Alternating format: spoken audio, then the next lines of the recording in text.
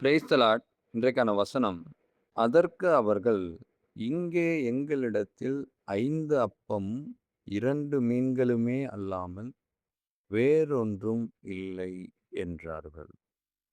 இந்த 5 அப்பம் 2 மீன் பல தடவ நாம கேட்டது தான். இந்த 5 அப்பத்திலயும் 2 மீன்லயும் ஒரு ஆவிக்குரிய விஷயம் இருக்கு. ஜெனரலா நம்ம எப்படி பார்ப்போம்? 5 அப்பம் 2 மீன் அப்படிங்கும்போது, அப்பங்கும்போது அது வந்து தேவனுடைய வார்த்தை. என்னோட ஜீவ அப்பம் நானே.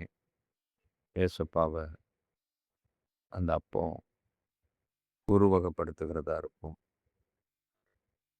மீன் அப்படிங்கும்போது, ஒரு சிறிய காரியம் அப்படிங்கிறத குறிக்கிறதா இருக்கும்.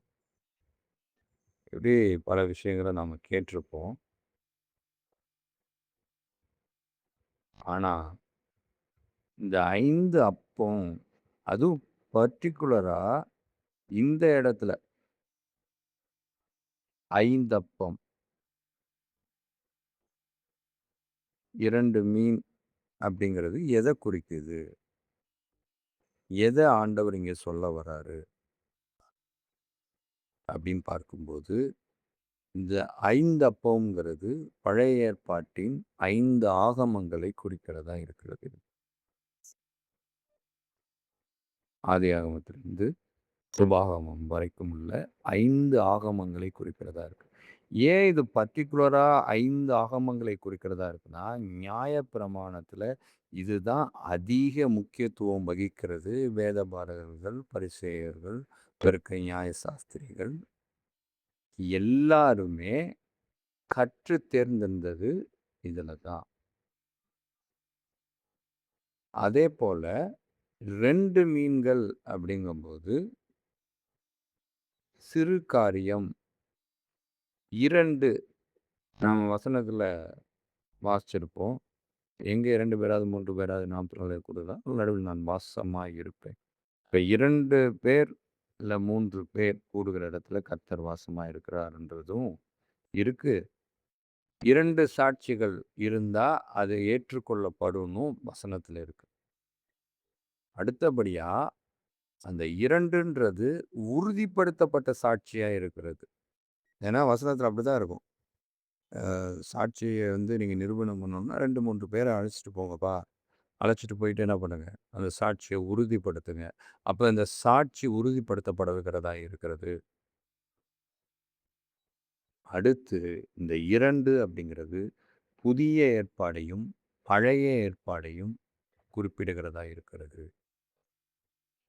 அடுத்தபடியாக மீன் அப்படிங்கும்போது சுவிசேஷத்திற்கான வழியாய் இருக்கிறது. நற்செய்தியான காரியமாய் இருக்கிறது. நற்செய்திக்கான சாட்சியா இருக்கிறது. இப்படி பல விஷயங்கள ஆண்டவர் உள்ள புதைத்து வைத்திருக்கிறார். அங்க அத போஷிச்சவங்க எத்தன பேரு? புருஷர்கள் ஏறக்குறைய 5000 பேர் அப்படின்னு வேதத்துல போடப்பட்டிருக்கு. அப்புறம் ஸ்திரீகள், பிள்ளைகள்லாம் கணக்கெடுத்தா ஒரு 15,000 பேர்ன்னு வச்சுக்கங்க. அந்த 15,000 பேருக்கு அது பகிர்ந்து கொடுக்கப்பட்டது.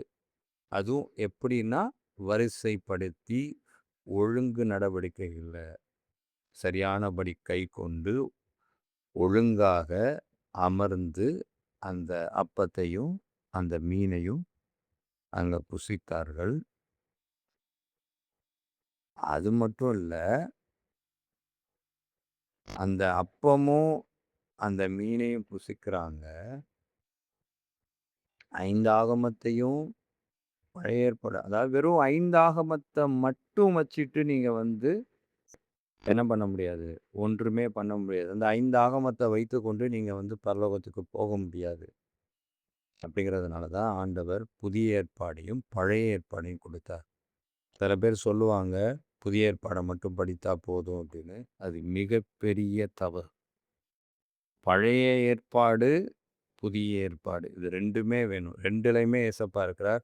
அங்க தேவனாய் இருக்கிறார். அப்புறம் கர்த்தருடைய தூதனாய் இருக்கிறார். அவர் பலவிதமாய் அங்க வெளிப்பட்டு கொண்டு இருக்கிறார். பழைய ஏற்பாட்டில நிழலாய் இருக்கிறார். புதிய ஏற்பாட்டில நிஜமாய் இருக்கிறார்.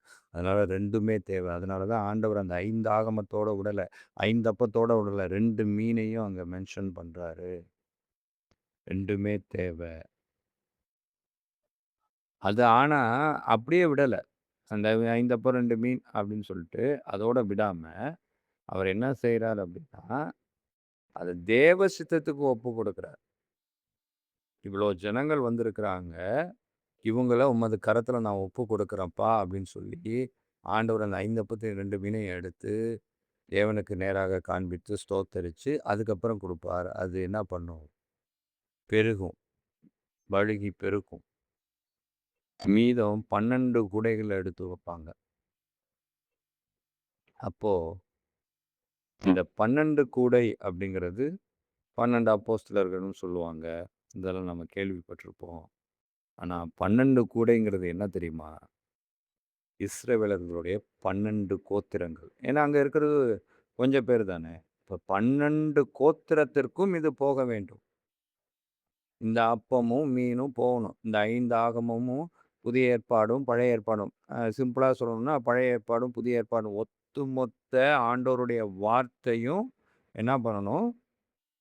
எல்லா கோத்திரத்துக்கும் போகணும். அப்ப எல்லா கோத்திரத்துக்கும் போகணும்னா, உலக மக்கள் அனைவருக்கும் இது போய் சேரணும். அதற்காகத்தான் மீதம் எடுத்து வைக்கிறாங்க. 12 கூடைகள்ல. மீதம் அப்படிங்கும்போது என்ன விஷயத்த குறிக்குது அப்படின்னா, கர்த்தரிடத்துல குறைவே கிடையாது. அவர் நிறைவுள்ளவர் அப்படிங்கிறதையும் குறிக்கிறதா இருக்கிறது. ஆண்டவர் இன்னைக்கு நமக்கு சொன்ன காரியங்கள், இத பத்தின காரியங்கள் உங்களுக்கு புரியும்னு நான் நினைக்கிறேன். இந்த மாதிரி நாம வேதத்த ஆண்டவரிடத்துல கேட்டு தியானிக்கும்போது, அது ரொம்ப இன்ட்ரஸ்டிங்காவும் இருக்கும்.